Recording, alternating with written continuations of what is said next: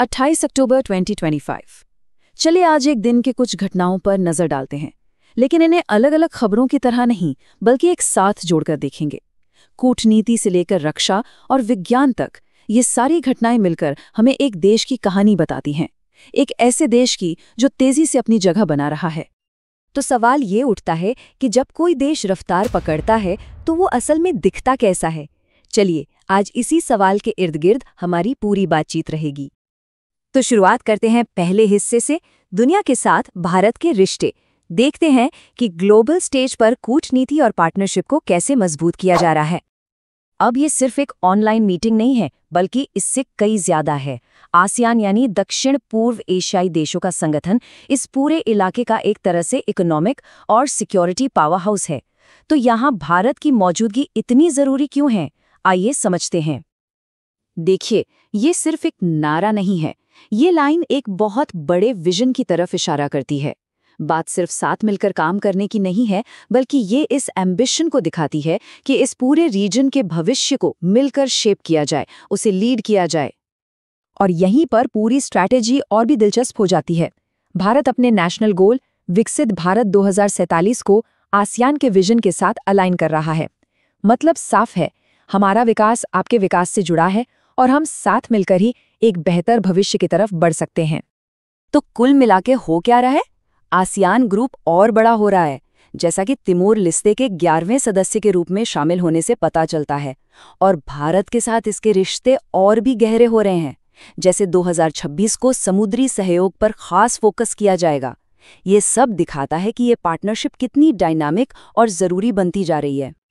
अच्छा, तो ये तो हुई डिप्लोमेसी की बात। अब जरा रुख करते हैं सैन्य तैयारियों की तरफ, जो किसी भी देश की विदेश नीति की रीढ़ होती है। आगे बढ़ने से पहले एक टर्म को समझ लेते हैं, त्रिसेवा अभ्यास। इसका मतलब बहुत सीधा है। जब आर्मी, नेवी और एयरफोर्स तीनों एक साथ मिलकर ट्रेनिंग करते हैं, मकसद यही कि जब जरूरत पड़े तो तीनों मिलकर तेजी से और असरदार तरीके से जवाब दे सकें। और इसी का एक बड़ा उदाहरण है अभ्यास त्रिशूल 2025। हाँ, ये एक सालाना अभ्यास है, लेकिन इस बार ये पश्चिमी सीमा पर हो रहा है और इसका स्केल काफी बड़ा है।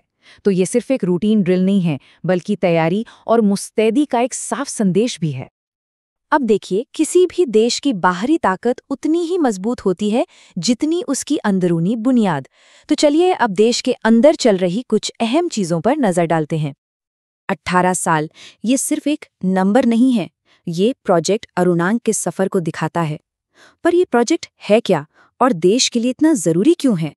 ये प्रोजेक्ट सिर्फ सड़कें नहीं बना रहा।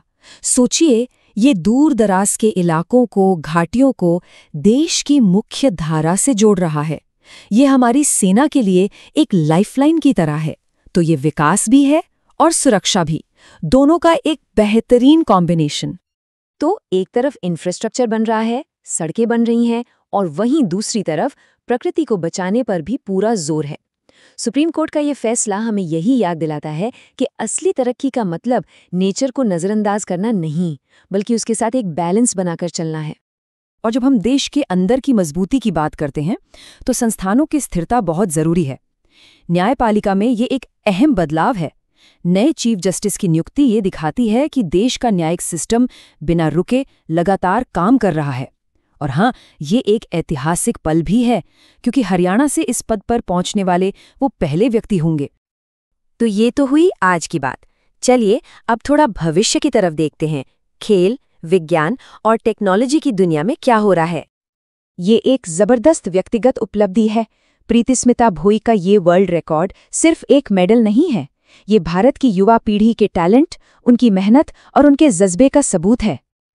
तो खेल के मैदान से लेकर अब विज्ञान की दुनिया तक देश अपनी प्रतिभाओं को पहचान रहा है, उन्हें सम्मानित कर रहा है। ये अवार्ड सिर्फ एक महान वैज्ञानिक के काम का सम्मान नहीं है, बल्कि ये आने वाली पीढ़ी के लिए एक बहुत बड़ी प्रेरणा है कि वो भी साइंस और इनोवेशन के रास्ते पर चलें। और आखिर में ये है आत्मनिर्भर भारत का एक जीता जागता उदाहरण।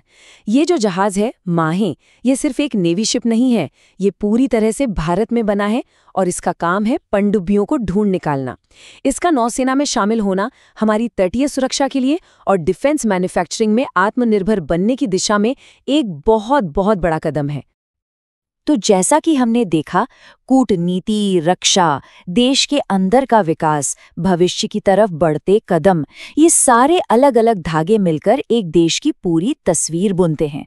और ये हमें एक बड़े सवाल पर लाकर छोड़ देता है, आखिर वो क्या चीज़ है जो किसी देश के भविष्य को असल में ताकत देती है।